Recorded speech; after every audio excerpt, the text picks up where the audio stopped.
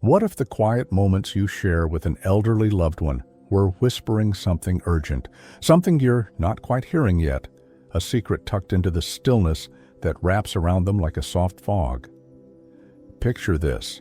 You're sitting together on a worn couch, maybe over a cup of tea that's gone lukewarm, the faint sound of their breathing mingling with the distant hum of traffic or the ticking of a clock on the wall, and a question starts to gnaw at you. Are they trying to tell me something without even opening their mouth? Life doesn't come with a manual, and neither does its end. There's no glossy handbook delivered to your door with a checklist titled "How to Know When It's Time." No clear roadmap to navigate the fading edges of someone's years. For those in their twilight, the body and mind don't blast trumpets or wave giant red flags. They drop hints, subtle little signals that something monumental might be shifting beneath the surface, like a river carving a new path underground, unseen, until it's too late to redirect. We're not talking about the obvious emergencies here, the kind that jolt you awake with a midnight phone call, send you speeding to the hospital with your heart in your throat, or leave you shell-shocked by a doctor's blunt prognosis scribbled on a chart. Those are loud, in-your-face alarms that demand immediate action, impossible to miss, even if you tried. This is about the whispers, the soft, fleeting cues, so faint you might dismiss them as quirks. A rough day, or just the inevitable grind of getting old, a phrase we lean on like a crutch when we don't want to look deeper. But what if they're more than that? What if they're clues to a timeline you didn't realize was ticking down? A countdown stitched into the fabric of everyday routines, the way they stir their coffee, the pauses in their voice, the way they sit a little longer than they used to? Let's peel back the layers and explore 5 signs that might mean an elderly person is quietly stepping into their final year, not with a dramatic curtain call or a tear-soaked farewell, but with a gentle, almost invisible fade that's easy to overlook until it's gone. These aren't wild guesses pulled from thin air or spooky superstitions passed around a campfire. They're patterns, rooted in what doctors, caregivers, and families have witnessed time and again, from sterile hospital corridors to the cozy clutter of living rooms where life unfolds and unwinds. It's about tuning in, catching what's been humming in the background before it fades to silence, about seeing the story in the details we too often ignore. Ready to listen closer? Let's step into the first sign and unravel what it's really trying to say, because it's there, waiting if you know where to look. The first hint isn't loud or dramatic. It's in the way they eat, or rather, how they don't. A change so subtle it might slip past you unless you're watching with both eyes open. Appetite doesn't just fade because someone's bored of chicken soup or tired of the same rotation of dinners they've been making since the Nixon administration. It's not about culinary burnout or a sudden rebellion against overcooked carrots. When an elderly person starts picking at their plate more than usual, leaving half their sandwich untouched on the table, the crusts curling up as it sits, or skipping meals altogether with a casual shrug and a mumbled, "Not today," it's not always about a picky palate or a stubborn streak kicking in. The body's slowing down, and it's not screaming for fuel like it used to when they were hauling firewood, chasing toddlers around the backyard, or staying up late to finish a shift. Digestion gets sluggish, a once efficient engine now sputtering, installing taste buds dull, until even the saltiest bacon or sweetest jam tastes like cardboard, and sometimes the sheer effort of chewing feels like climbing a hill not worth summiting. But there's more to it than just the mechanics of an aging frame. There's a deeper shift, a quiet recalibration happening beneath the skin. Studies have tracked this across thousands of patients. From bustling urban hospitals to rural nursing homes, people nearing the end often lose interest in food. Not because they're depressed, angry, or staging a hunger strike against bland oatmeal, but because their system is winding down, shutting off the non-essential systems like a factory powering down for the night. It's like a car running on fumes. It doesn't need a full tank for a quick jaunt around the block. It's not planning a road trip anymore, just coasting to the garage. Watch for this over weeks, not just a day of skipped eggs. Notice if their jeans hang looser without any talk of a diet, if their cheeks hollow out just a bit, or if their favorite pie, the one they used to sneak seconds of with a conspiratorial grin, sits untouched on the counter with a vague, "I'm not hungry" that feels off, unconvincing. Families might see them push away a plate mid-meal, fork hovering uncertainly, or catch them staring at a bowl of soup like it's a puzzle they can't solve. It's a quiet nudge, a whisper from the body saying, it's got less road ahead than, you might think, less need to stockpile energy for a future that's shrinking with every passing day. This isn't about starvation or a sudden crash. It's a gradual retreat, a sign that the hunger for life, the drive that once fueled late-night snacks and holiday feasts, might be fading right alongside their appetite, leaving you wondering when it started and why you didn't see it sooner. Energy isn't what it used to be. That's no surprise when someone's racked up 8 or 9 decades, a lifetime of early mornings, late nights, and everything in between etched into their posture and the lines on their face. But there's a difference between "I'll nap after lunch" and a shift so deep, it's like they're fading into the background, slipping out of the vibrant role they once played in the family's daily drama, becoming more shadow than star. When an elderly person starts sleeping more, not just dozing in their armchair with the TV murmuring infomercials, the remote slipping from their hand, but staying in bed longer, nodding off mid-sentence over a half-finished story, or seeming dazed even when awake, their eyes cloudy, like they're half in a dream. It's not always just tiredness from a bad night's sleep or a busy week that never happened. The body's reserves are dipping lower than usual, running on fumes where it once had a full tank, a battery that's not recharging overnight like it did when they were 50 and unstoppable. Doctors call it increased sleep need, a clinical phrase that sounds detached, but it's more than that. It's the system pulling back, conserving what's left for the bare essentials, shutting down the extras like a house battening. Down for a storm. Think of it like a phone stuck at 10%. It's not dead yet, but it's not streaming videos or playing games, just holding on for a last call or text. Families often notice this creeping in over months, not days. Mornings stretch into noon, and they're still under the quilt, the room dim with drawn curtains.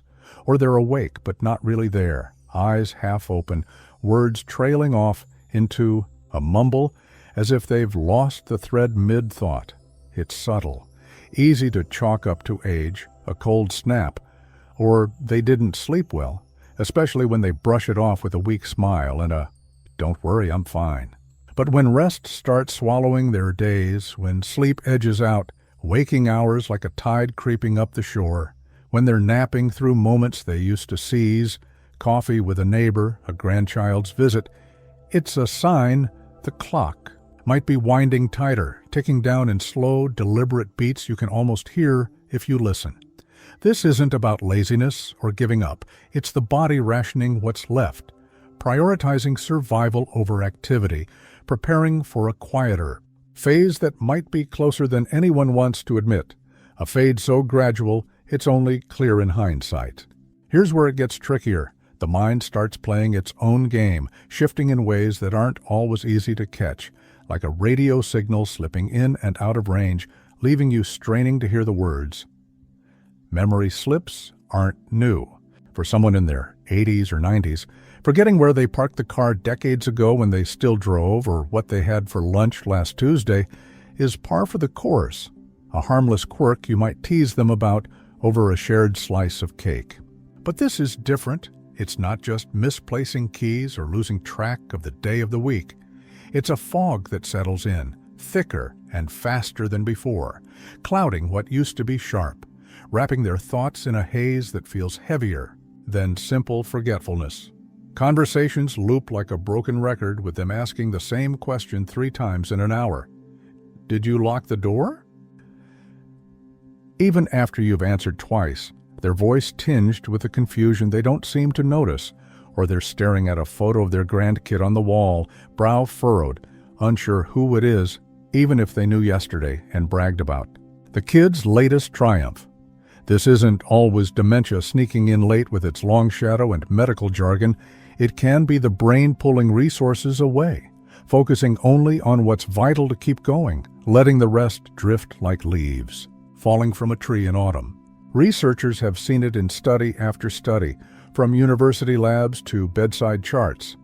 In the final year, cognitive decline often speeds up, not as a diagnosable illness, but as a natural unraveling, the mind loosening its grip on the reins it's held tight for decades. It's not loud confusion, not yet, just a quiet drift, a softening around the edges that's easy to miss if you're not looking for it. You might catch them gazing out the window, lost in nothing, their eyes tracing the sway of a branch as if it's telling them a story. Or mixing up today with 1965, recounting a tale about a long-dead friend with such vividness you almost believe they just hung up the phone. Families might laugh it off as, oh, they're just getting spacey. But it's not them being quirky or eccentric. It's a signal the machinery upstairs is starting to unplug, one wire at a time, dimming rooms it no longer needs to light. This isn't always permanent. Some days they're razor-sharp, cracking jokes or recalling a recipe from 40 years ago. But when the fog rolls in more often, it's a whisper worth hearing. Now, let's talk about the air they breathe, or how it's getting harder to pull it in, a change so understated it might slip by unless you're tuned into the rhythm of their chest, the rise and fall that's been steady for a lifetime. Breathing's one of those things you don't notice until it falters, a constant hum in the background of life, like the buzz of a refrigerator you only hear when it stops. But when it shifts, it's a jolt you can't unfeel. In an elderly person nearing the end, it's not always wheezing or gasping, fits that signal trouble. Sometimes it's shallower, quicker breaths, like they're sipping air through a straw. Instead of taking full, deep gulps, a difference so slight it might blend into the chatter of a busy room. Maybe they pause mid-sentence to catch up, a brief hitch you might mistake for emphasis, or a search for the right word. Or you hear a faint rattle when they exhale, a sound so soft it's almost lost under the clink of dishes or the drone of a fan. The lungs aren't failing outright, collapsing in some urgent crisis that demands machines and masks. They're just not keeping pace anymore, losing the vigor they once had. The heart slows its beat, pumping less blood with less force, and the lungs follow suit, a tired duo winding down after years of perfect sync. Doctors see this in hospice patients all the time, scribbling notes in dim rooms about respiratory changes that sneak in months before the end, long before oxygen. Tanks roll in or breathing becomes a battle. If they're avoiding stairs more, not just because their knees creak, but because the climb leaves them lightheaded, clutching the railing, or if sitting still on the sofa watching the evening news leaves them winded, it's not just age or laziness. It's the body's oxygen budget shrinking, spending less each day, rationing what's left, like a hiker saving the last sips of water for the final stretch. Listen for it.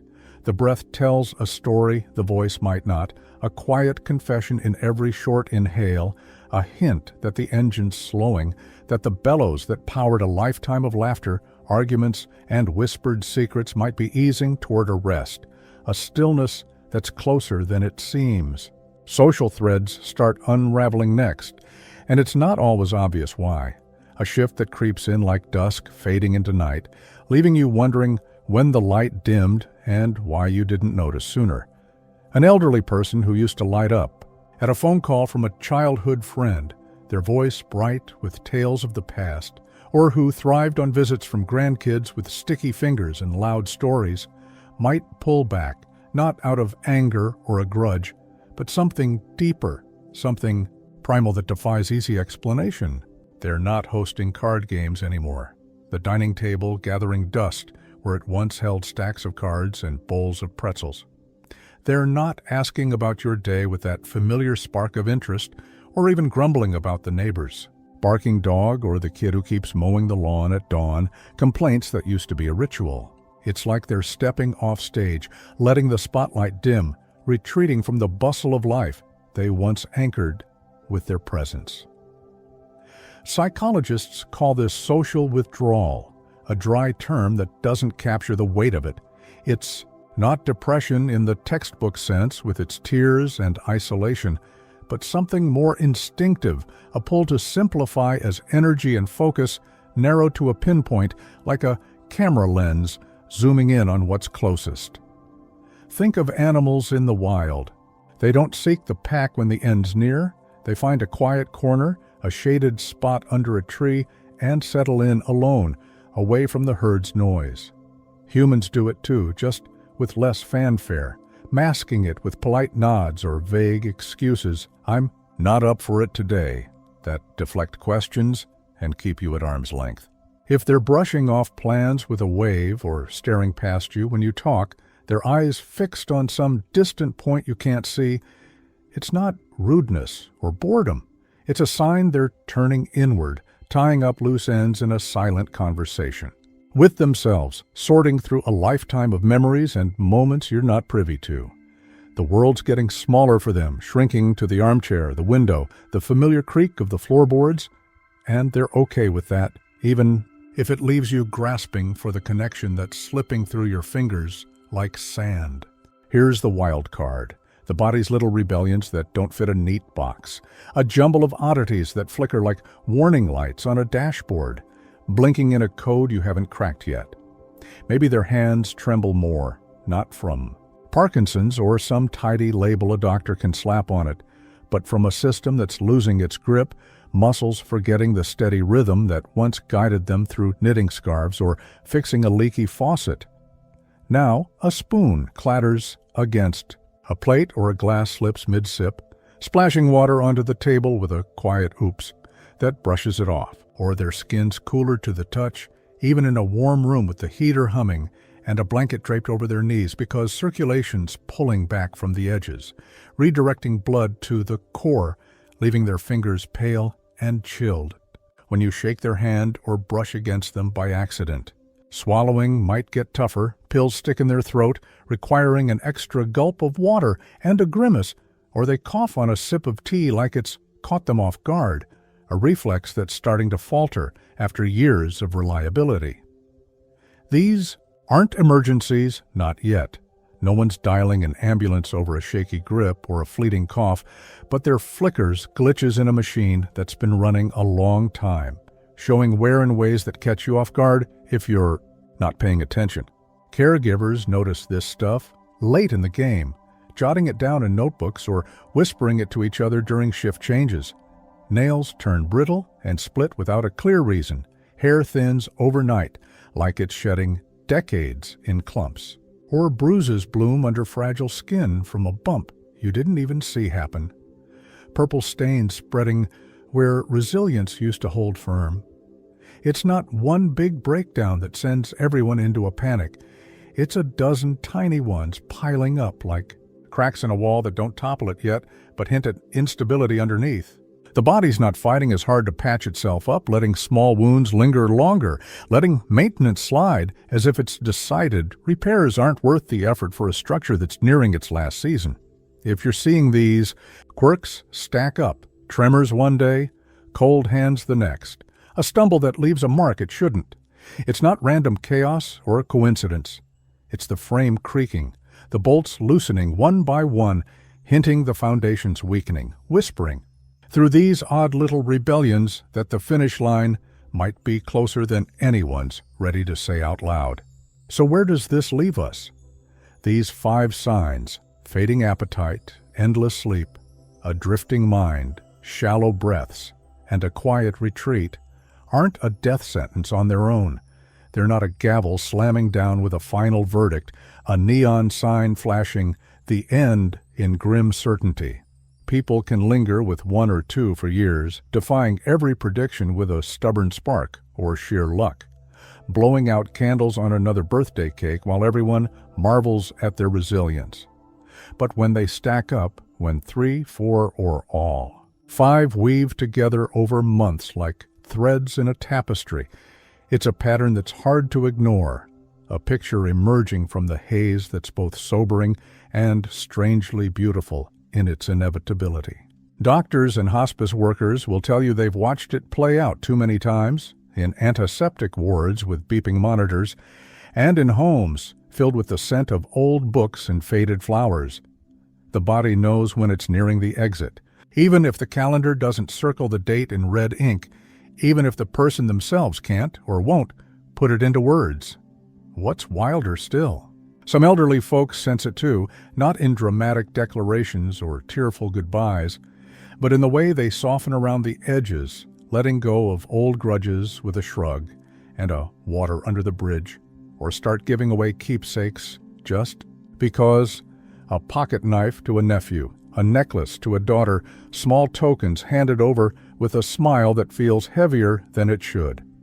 It's not about fear or despair. It's about readiness, a quiet acceptance that settles into their bones while you're still clinging to the hope of another summer, another holiday, another chance to hear their voice. So next time you're sitting with someone you love, look closer. Notice the half-eaten meal pushed aside, the longer naps that stretch into the afternoon, the faraway look in their eyes when they think no one's watching. Listen harder. Catch the shorter breaths that punctuate their sentences, the Fabio silences that stretch too long between words, the way they deflect your questions with a wave. Those subtle whispers might be louder than you think, a chorus of clues singing in unison if you learn the melody. And here's the twist that lingers like a shadow. Recognizing them doesn't just brace you for what's coming. It might give them the peace of knowing you heard, that you saw them fully in their final act, not as a fading figure lost to time, but as someone whose story you'll carry forward when their chair sits empty and the room falls quiet.